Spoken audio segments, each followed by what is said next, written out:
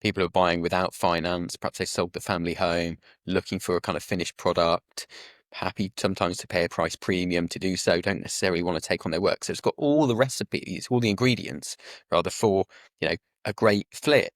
And it sounds like this would have been exactly that, but you've been the victim of kind of the wider circumstances of what's going on in the property market. So to have Absolutely. the kind of chain collapse or buyers to pull out like that, we've been there as well. We've lost buyers. We thought we've had buyers. They've lost their buyers. The chains collapsed further down, and you're just in this really difficult situation of saying, well, I'd love to sell to you, but you're not proceedable at the moment. You're not in a position to move, and so we all know that selling properties in the UK is the biggest pain in the ass. Nobody loves the process. It takes forever. I don't really know why. So from your experience then, what is the difference in the market? Are we just seeing a lot more kind of fewer buyers or more chains collapsing? What's actually happening?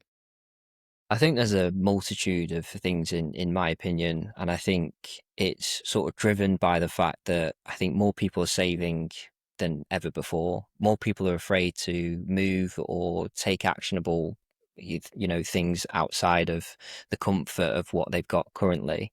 And I think as well, what's that sort of creates in the market is this kind of sort of gap between where price expectations are for premium stock and where people are willing to pay for less premium stock.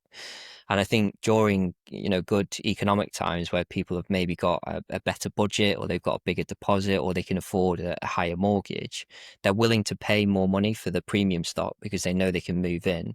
But in times like this, people are probably more receptive to buying a doer-upper and having a bit of a house project where they can save a bit of money on their mortgage, but then they can put new carpets in and decorate the house a little bit. What's essentially in that scenario, what I believe has been created is this finer gap between what people are willing to pay. So as a developer, when I'm pricing something to sell at a premium price, I have to make a certain amount of margin, but there's less of that stock available because that's, I think, what the general market are looking to buy. So they're willing to pay slightly more than what you are willing to pay as a developer.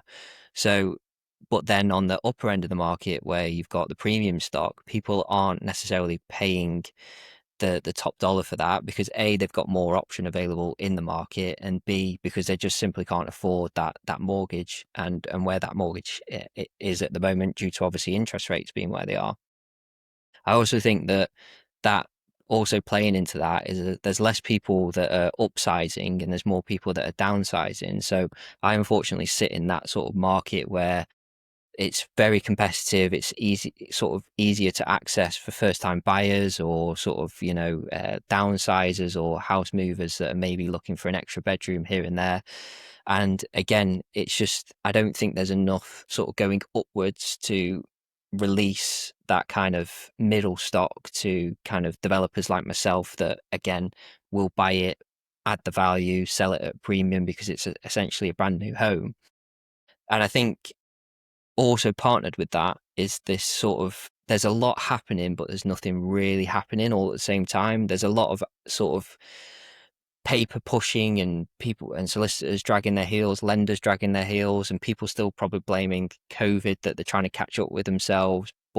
And it's the actionable stuff that keeps things moving forwards. And that in property, when times are as they are, it makes it even more difficult to get stuff across the road, across the line, because there's just a huge delay in the projects that should have completed 3 months ago. You're in the back of the line today for that, so you're already 3 months behind, and I think that's just compounded massively since that sort of post-COVID boom that we saw. And I think solicitors have just got and other professionals, not just solicitors, have got so used to these unrealistic timeframes that it's almost like a bit of a culture shock that we need to be like, right, we need a process change or we need more actionable stuff to happen in the market.